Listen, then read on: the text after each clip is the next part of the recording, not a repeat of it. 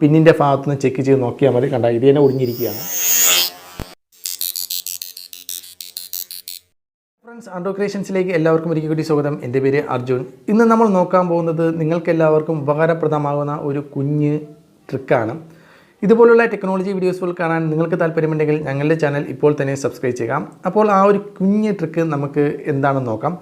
അതായത് നമ്മുടെ USB cable, നമ്മുടെ മൊബൈലിലൊക്കെ ചാർജിങ്ങിന് വേണ്ടി ഉപയോഗിക്കുന്ന USB കേബിൾ, അതുപോലെ തന്നെ ഡേറ്റ ട്രാൻസ്ഫർ ചെയ്യുന്നതിനുമൊക്കെ ഉപയോഗിക്കുന്ന USB കേബിളിലോ, അല്ലെങ്കിൽ നിങ്ങളുടെ ഇയർഫോൺ ഹെഡ്സെറ്റിനായിട്ട് ഉപയോഗിക്കുന്ന ഹെഡ്സെറ്റിലൊക്കെ ഏറ്റവും കൂടുതൽ ഡാമേജ് ആവുന്ന ഭാഗം നിങ്ങൾക്ക് അറിയാമോ? അറിയില്ലെങ്കിൽ ഒന്ന് ജസ്റ്റ് നിങ്ങളുടെ USB കേബിളിലോ അല്ലെങ്കിൽ ഹെഡ്സെറ്റിലോ ഒന്ന് ജസ്റ്റ് ഈ ഒരു നമ്മുടെ ഫോണിൽ കുത്തുന്ന ആ പിന്നിൻ്റെ ഭാഗത്തുനിന്ന് ചെക്ക് ചെയ്ത് നോക്കിയാൽ മതി. കണ്ട ഇത് തന്നെ ഒടിഞ്ഞിരിക്കുകയാണ്. ഈ ഒരു പിന്നിൻ്റെ ഭാഗത്തോ അല്ലെങ്കിൽ നിങ്ങളുടെ USB കേബിളാണെങ്കിൽ USB കേബിളിൻ്റെ ചാർജ് കുത്തുന്ന ഭാഗത്തുള്ള ആ പിന്നിൻ്റെ ഭാഗത്തോ നിങ്ങൾ ചെക്ക് ചെയ്ത് കഴിഞ്ഞാൽ അറിയാൻ സാധിക്കും. മിക്കവാറുമൊക്കെ USB കേബിളിലും അതുപോലെ തന്നെ ഹെഡ്സെറ്റുകളിലൊക്കെ ഈ ഒരു ഭാഗത്ത് ഫോൺ കുത്തുന്ന ആ ഭാഗത്ത് ഡാമേജ് ആയിട്ടുണ്ടാകും. ആ പുറമേയുള്ള സ്ലീവ് ചെറുതായിട്ടെങ്കിലും കട്ടായിട്ടുണ്ടാകും എന്നുള്ളതാണ്. കാരണം എന്ന് പറയുന്നത് നമ്മൾ മൊബൈൽ കുത്തിക്കൊണ്ട് നമ്മൾ സാധാരണയായിട്ട് ഉപയോഗിക്കുന്നത് കൊണ്ടാണ്. അത് ചിലരൊക്കെ ഫോണ് ചാർജിൽ കുത്തിക്കൊണ്ട് നമ്മൾ മൊബൈൽ ഉപയോഗിക്കുന്ന സമയത്ത് ആ ഒരു അനക്കം സംഭവിച്ചാണ് ഇവിടെ ഇങ്ങനെ കട്ടായി പോകുന്നത്. അതുപോലെ തന്നെ ഇവിടെ ഡാമേജായി പോകുന്നത്. ഹെഡ്സെറ്റ് ആയിരുന്നാലും ശരി, ആ ഭാഗത്ത് ഡാമേജായി പോകുന്നതിൻ്റെ പ്രധാന കാരണം അനക്കം കിട്ടുന്നു, കൂടുതൽ അനക്കം വരുന്നത് ആ ഭാഗങ്ങളിൽ ആയതുകൊണ്ടാണ്.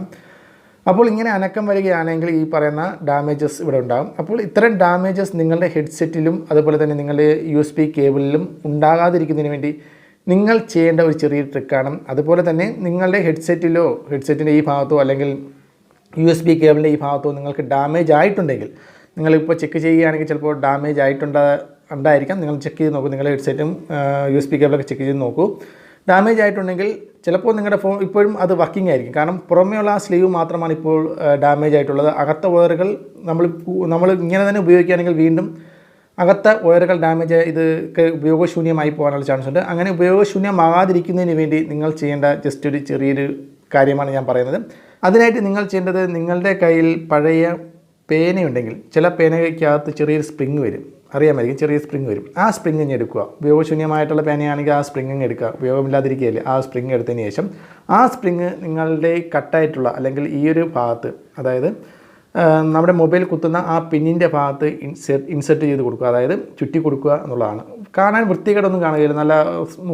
നല്ല കാണാനൊക്കെ ഒരു രസം തന്നെയായിരിക്കും. നമ്മൾ ചുറ്റിന്ന് പറഞ്ഞാൽ വൃത്തികേടാവുന്നില്ല. നല്ല കറക്റ്റ് ഫിക്സ് ആയിട്ട് തന്നെ, നല്ല സ്ട്രെങ്ത് ആയിട്ട് തന്നെ, ഈ ഭാഗത്ത് കുറച്ച് നല്ല സ്ട്രെങ്ത് ആയിട്ട് തന്നെ നിൽക്കും എന്നുള്ളതാണ്. അതായത് സ്പ്രിങ് നമ്മളിവിടെ ഇടുമ്പോൾ ഈ ഭാഗത്തുള്ള സ്ട്രെങ്നെസ്, ആ ഒരു ബലം കൂടുന്നത് കൊണ്ട് തന്നെ ആ ഭാഗത്ത് എത്ര ഫ്ലെക്സിബിൾ, എത്ര ഷേക്ക് വരികയോ അല്ലെങ്കിൽ അനക്കം വരികയൊക്കെ ചെയ്യുകയാണെങ്കിൽ വീണ്ടും ഇവിടെ ഡാമേജ് ആവില്ല എന്നുള്ളതാണ്. അതിനായിട്ടാണ് നമുക്ക് ഈ ഒരു ഭാഗത്തിൽ ബലം കൂട്ടുന്നതിന് വേണ്ടിയാണ് നമ്മൾ അവിടെ സ്പ്രിങ് ഇട്ട് കൊടുക്കുന്നത്.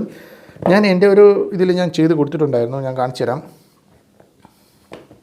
കണ്ടോ, ഇതിൽ ഞാൻ ഇൻസെർട്ട് ചെയ്തിട്ടിരിക്കുകയാണ്. കാരണം എൻ്റെ ഇവിടെ ഒരു ചെറിയ ഡാമേജ് വന്നിട്ടുണ്ട്. ഈ ഒരു ഭാഗത്ത് ചെറിയ ഡാമേജ് വന്നിട്ടുണ്ട്. ആ ഡാമേജ് കൂടിയിട്ട് ആ ഒരു വയറ് കംപ്ലൈൻറ്റ് ആവാതിരിക്കുന്നതിന് വേണ്ടിയാണ് ഞാനിവിടെ സ്പ്രിങ് ഇൻസെർട്ട് ചെയ്ത് കൊടുത്തത്.